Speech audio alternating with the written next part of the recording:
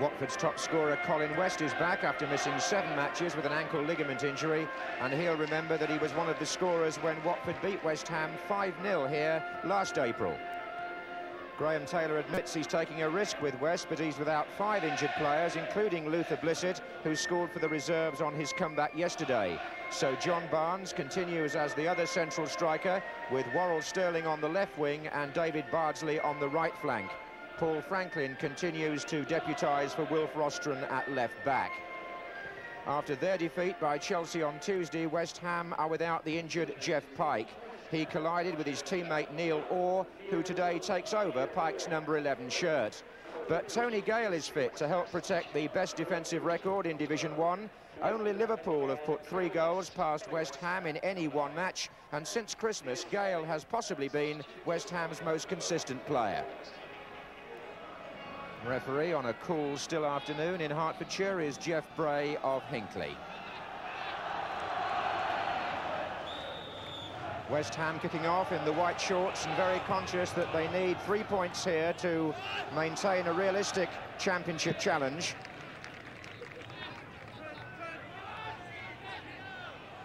In fact, they've lost 4 out of their last 5 away games in the league, West Ham. This is Devonshire. Now Orr. Mark Ward out on the right. Franklin, who blocked the attempted cross.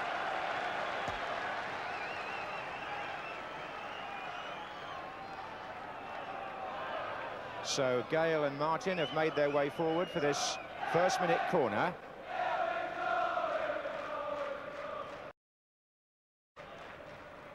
And it's been pulled right back for Orr to head it through and flicked on by Martin, who is unable to play for England against Scotland next Wednesday because West Ham have a rearranged league match on Monday night. That was West, on to Sterling. Franklin's overlapping on the left. The referee could have played an advantage there, but the linesman had already flagged for the foul on Sterling, so play has been brought back. It's a free kick to Watford.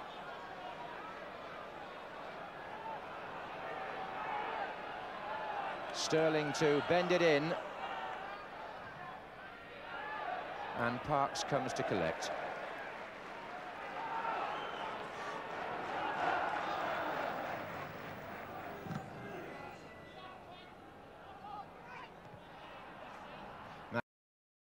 Cavani, or Jacket, and now Barnes. That was well played by John Barnes. This is David Bardsley. Fired across, and West! Good sweeping play by Watford. John Barnes started it, getting away from Alvin Martin and putting Bardsley free on the right. Fired in low and dangerously, and West, who's been out for 7 games, put his first opportunity over the bar.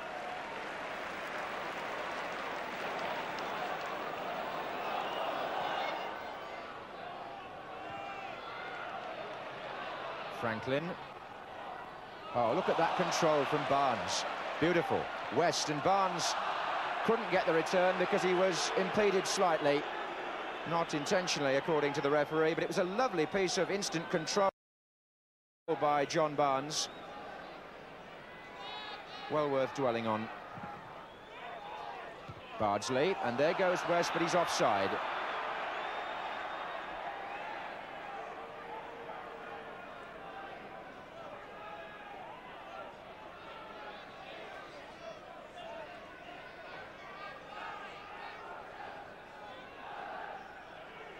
This is Gale.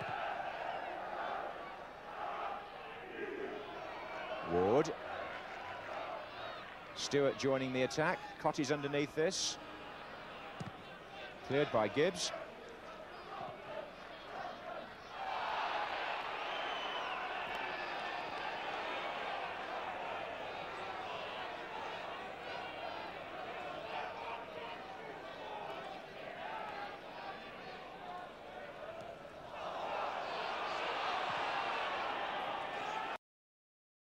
And this could be awkward for Watford, except that McClellan read it beautifully. cutting out Cottee and finding West. West Ham is showing that they too can use the long ball. This is McAvenny. It was Gale's pass, and Tony Coton handles outside his area to stop McAvenny. Beautiful ball from the back by Tony Gale that put McAvenny clear. Coton making a desperate save. He wasn't booked. It's a free kick to West Ham on the edge of the area. Cottee has moved away now. And Gale shoots into the wall and then chips one in for McAvenny, and Cottee's there, and he hit the bar. Well, the West Ham twin striking combination of McAvenny and Cottee have done so well for each other this season, and there was a case of Gale, whose first shot came back off the wall, chipping in for McAvenny to head through, and Cottee got a bit too much rise on the shot, and it seemed to ricochet off the top of the crossbar. And that's a foul by Alvin Martin. Well, the way this match has started, there's a suggestion that goals are in the air. Brian Talbot with the free kick for Watford.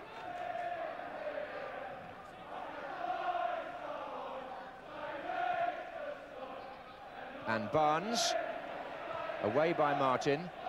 Jacket. Miscue by Dickens. Sterling. Away by Gale, and now West Ham can break away with Ward. McAvenny and Cottee are a long way away from him at the moment. But he beat Talbot, Mark Ward, and fired a tremendous shot of which he's perfectly capable. And Tony Coton must have got a finger to that. It's a corner. Coton will be very pleased with the save. He allowed a shot from Ward to slip through his hands in the first meeting between the sides at Upton Park back in November when West Ham won 2-1, and certainly that was a powerful effort from the West Ham winger, which Coton dealt with. Dickens, back again to Devonshire.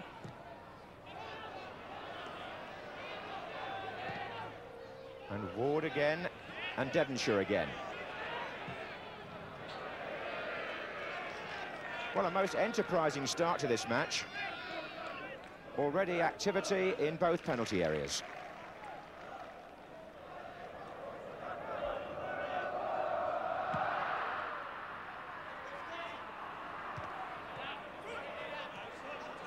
Here's Devonshire. That was Gibbs.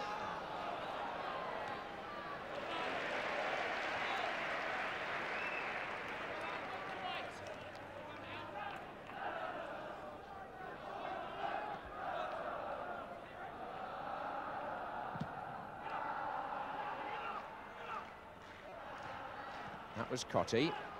Dickens. Here's McClelland.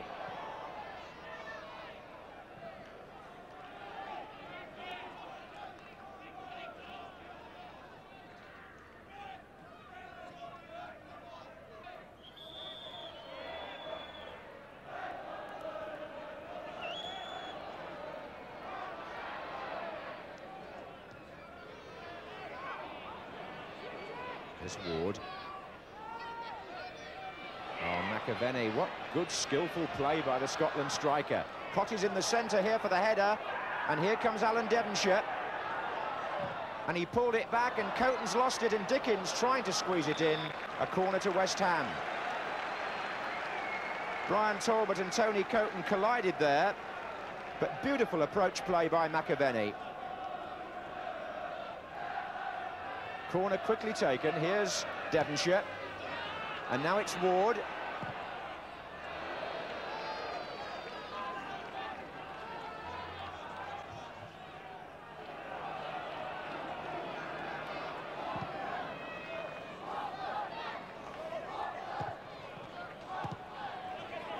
Here's Bardsley. That's a nice turn past Paris by Bardsley, and the drive beautifully handled by Parks. Well, David Bardsley taking credit there for making his own opportunity. He took on George Paris, beat him, found the space for the shot, but Parks' anticipation there was first class, and so was his handling.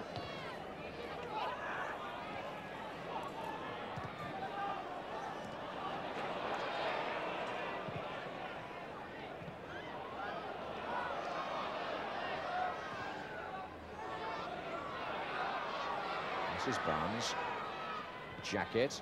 Now then, Bardsley, as the referee blows for half-time. Match got off to a very promising start, and West Ham have certainly had more of it, but no goals to show for their advantage territorially.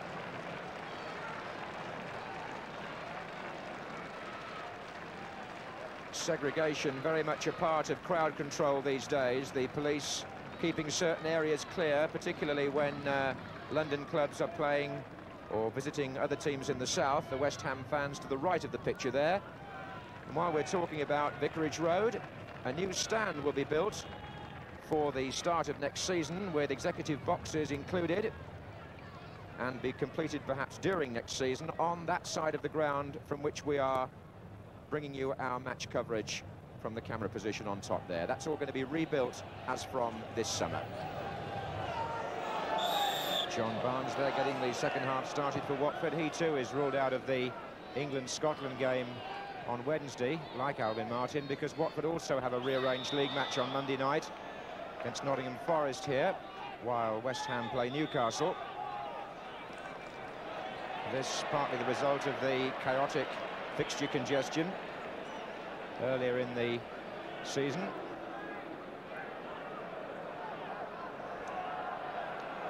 So Watford start the second half with a free kick.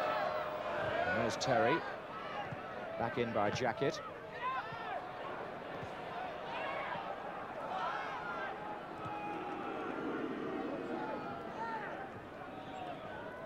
And Watford also start the second half with their manager, Graham Taylor, down on the bench, second from the right.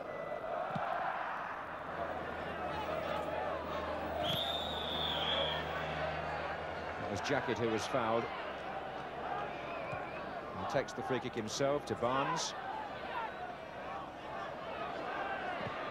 And that's curled for Bardsley.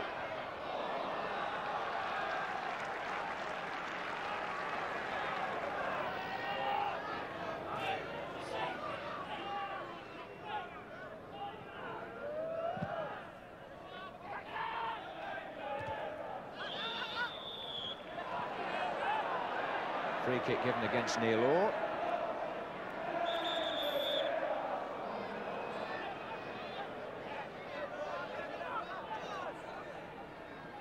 So Watford with 5 players pressed well forward here around the edge of the West Ham penalty area. There's Jacket. Now it's Gibbs. And West. 3 waiting in the centre for Watford. And Martin away from Barnes. That was dangerous. Devonshire helps it on. McClelland.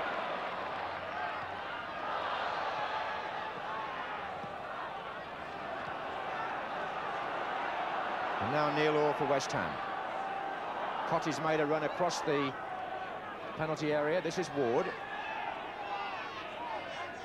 McAvenny and Dickens waiting in the centre here. And pulled back, intended for Cotty that by Ward, but not very accurate.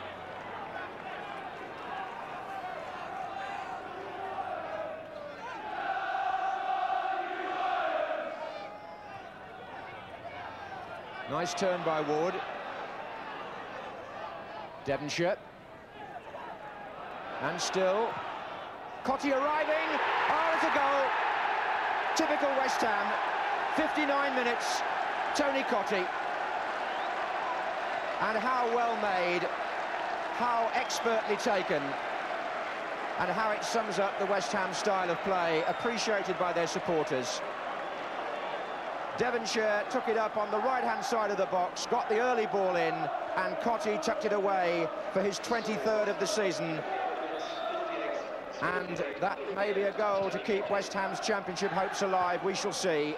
Scored by the Young Player of the Year, Tony Cotty. And his award as well deserved as that goal was.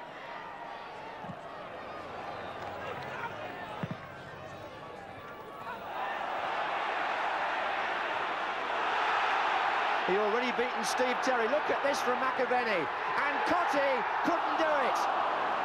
Fine piece of defending at the end by Nigel Gibbs, I think. But McAvenny there suddenly exploded into life, jabbed it past Coton, and Cottee came in to try and finish it, and little Nigel Gibbs made a timely clearance and possibly kept Watford in the match.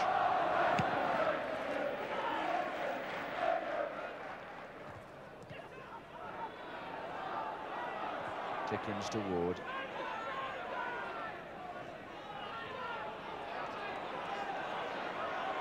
And Ward to Cottee. And Ward again against the post. Really good effort and unlucky. Mark Ward. Well, there's something that ought to be said here about West Ham. Other teams 1-0 up away from home in a championship position would just perhaps settle for it and sit back or sit in, but West Ham have gone out searching for the second goal, and they've deserved it and nearly got it there from Mark Ward. 10 minutes left, and it's Ward again. Watford are finding it impossible to contain these flank players. Ward's away once more. Cottee and McAvenny waiting in the centre. Cottee's come to the near post. McAvenny's there, but Terry just about managed it. And Stewart now, with Ward just behind him, and 4 waiting in the penalty area. Offside this time, McAvenny. Well, Watford couldn't complain surely now if they were 2 or 3 down.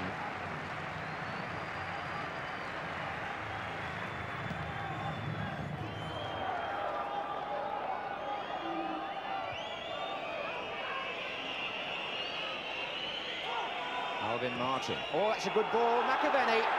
Clean through. Round the goalkeeper. Frank McAvenny. 2-0. Thoroughly well deserved. In the 90th minute, McAvenny makes it 2-0. Confirms the 3 points for West Ham and maintains their championship momentum. Alvin Martin played it through the centre. Watford were undermanned at the back.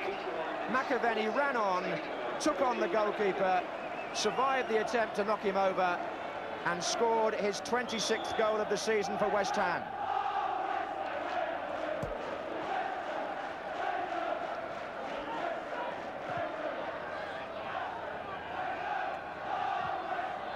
What a tribute to West Ham, that even when the score was 1-0, they weren't content to sit back and defend. They went looking for number 2, and they finally got it. And we're now in stoppage time.